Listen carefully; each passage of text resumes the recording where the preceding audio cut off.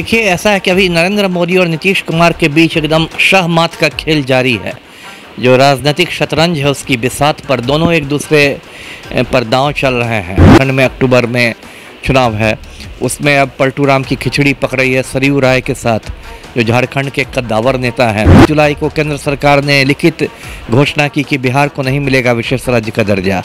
22 जुलाई को मानसून सत्र के पहले दिन और 23 जुलाई को वित्त मंत्री ने बिहार को विशेष राज्य का दर्जा तो नहीं दिया, एक विशेष पैकेज दिया। यहाँ तक अब बात आ रही है कि जिस तरह से दिल्ली के सीएम अरविंद केजरीवाल को ईडी ने गिरफ्तार किया और झारखंड के सीएम हेमंत सोरेन को ईडी ने गिरफ्तार किया, हो सकता है अगला नंबर पलटू राम का है। ईडी ने बिल्कुल तैयार किया है और जो नीतीश कुमार के नवरत्न जिनको कहते हैं, जो 8-9 सबसे भ्रष्ट अधिकारी हैं बिहार के, जो पलटू राम के बिल्कुल आँखों की मतलब तारा कसक आँखों की तारा है, वो सब हैं ईडी के रडार पर। भाजपा ऑपरेशन लोटस की तैयारी कर रही है, मतलब जो ललन सिंह उनके नेतृत्व में 10-11 जदयू के सांसद भाजपा में टूट के चले जाएंगे और पलटू राम हवा में लटके रह जाएंगे। अभी एक दिन सुनिएगा कि नीतीश कुमार ने इसी मुद्दे पर भाजपा से समर्थन वापस लिया कि बिहार को विशेष राज्य का दर्जा नहीं मिला, और फिर वो बड़े भाई लालू के साथ आ रहे हैं, फिर दोनों गले लग रहे हैं। बिल्कुल ये बात बीजेपी भी जानती है और अपने दम पर भाजपा अभी बिहार में इतनी ताकतवर नहीं है कि अपने दम पर सरकार बना ले। नमस्कार, आप देख रहे हैं NBC 24 और मैं हूं आप सभी के साथ ब्रह्मचारी आशीष। देखिए, आपको बताते चले कि आज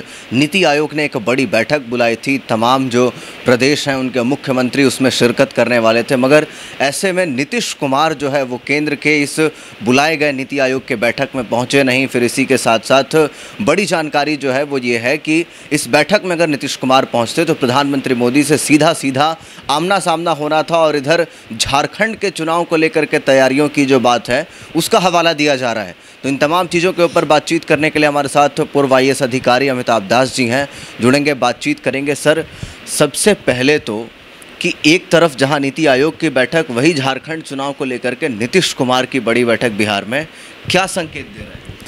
देखिए, ऐसा है कि अभी नरेंद्र मोदी और नीतीश कुमार के बीच एकदम शाह मात का खेल जारी है। जो राजनीतिक शतरंज है उसकी बिसात पर दोनों एक दूसरे पर दांव चल रहे हैं। पहले तो मैं नीति आयोग के बारे में बता दूं दर्शकों को। पहले जो योजना आयोग हुआ करता था उसी का नया नाम हो गया है नीति आयोग सन 2014 से, और उसका पूरा फुल फॉर्म है national institute for transformation of country, है ना, मतलब राष्ट्र के परिवर्तन के लिए राष्ट्रीय संस्थान, संक्षेप में उसको नीति कहते हैं, नीति आयोग। ये मैंने सही सामान्य ज्ञान के लिए बता दिया। तो उसकी जो आज बैठक हो रही है उसमें ज़्यादातर राज्यों के मुख्यमंत्री पहुंचे, अपने पलटू राम नदारद हैं, और इधर झारखंड वाली बात हो रही है। झारखंड में अक्टूबर में चुनाव है, उसमें अब पलटू राम की खिचड़ी पक रही है सरयू राय के साथ, जो झारखंड के कद्दावर नेता हैं। अभी देखिए, बहुत सारी चीज़ें साथ साथ चल रही हैं। देखिए कितनी तेज़ी से घटनाक्रम बदल रहा है। 22 जुलाई को केंद्र सरकार ने लिखित घोषणा की कि बिहार को नहीं मिलेगा विशेष राज्य का दर्जा। 22 जुलाई को मानसून सत्र के पहले दिन और 23 जुलाई को वित्त मंत्री ने बिहार को विशेष राज्य का दर्जा तो नहीं दिया, एक विशेष पैकेज दिया। उस पर भी बहुत विवाद हुआ कि ये झुंझुना है, ये है, वो है। उसके बाद देखिए इधर ईडी की घेराबंदी जारी है ना। तो नीतीश कुमार के बहुत करीबी एक IAS अधिकारी हैं संजीव हंस, बहुत विवादित हैं और नीतीश कुमार के नवरत्नों में गिनती होती है।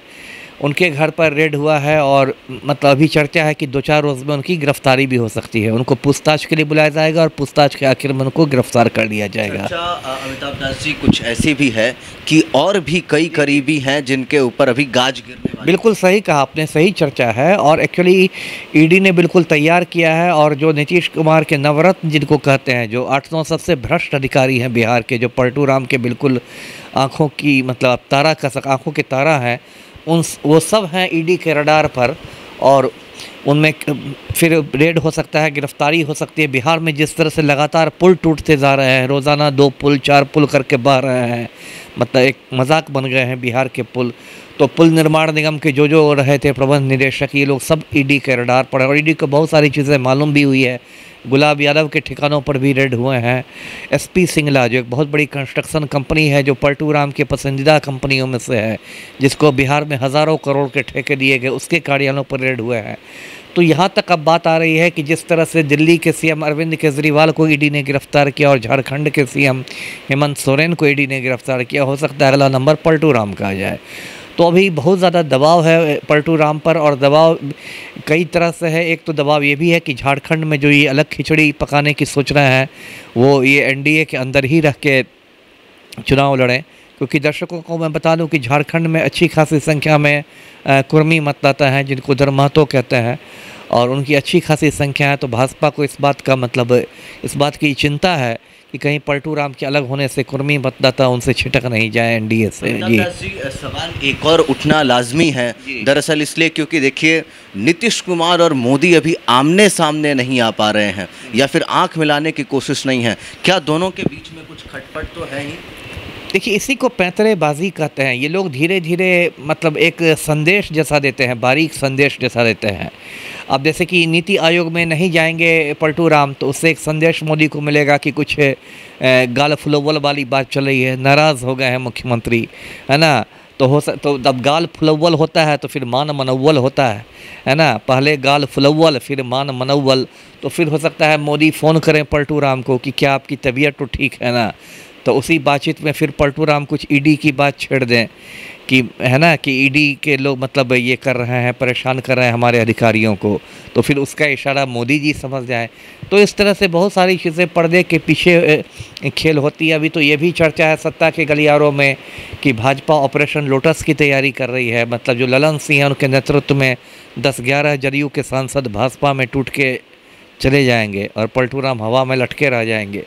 तो ये सब की तैयारी हो रही है और बहुत तेज़ी से घटनाक्रम बदल रहा है। इससे देखिए अभी क्या होता है आने वाले दिनों में। जी अमिताभ दास जी, सवाल और भी कई सारे हैं।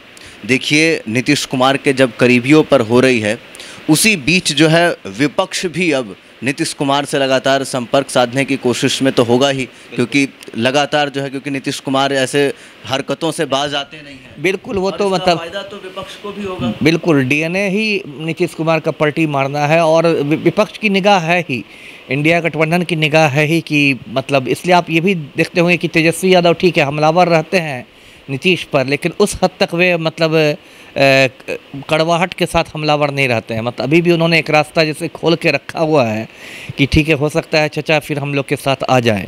तो इसकी भी संभावना है और राजनीति में तो वही है, संभावनाओं का खेल है।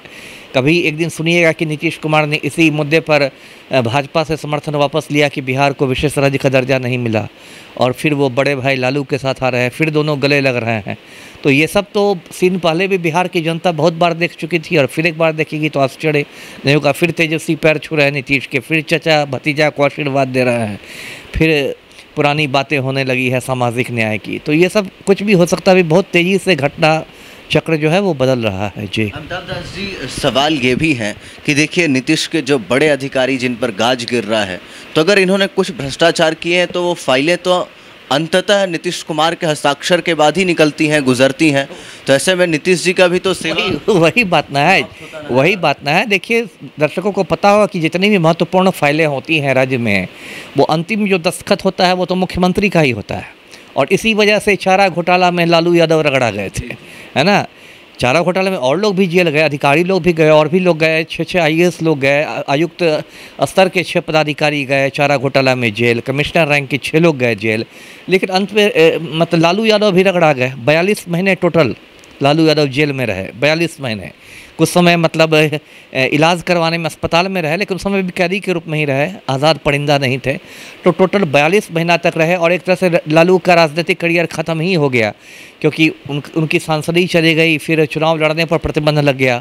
अब तो लालू राजनीति कर भी रहे हैं तो तेजस्वी के माध्यम से कर रहे हैं, खुद तो सामने है नहीं।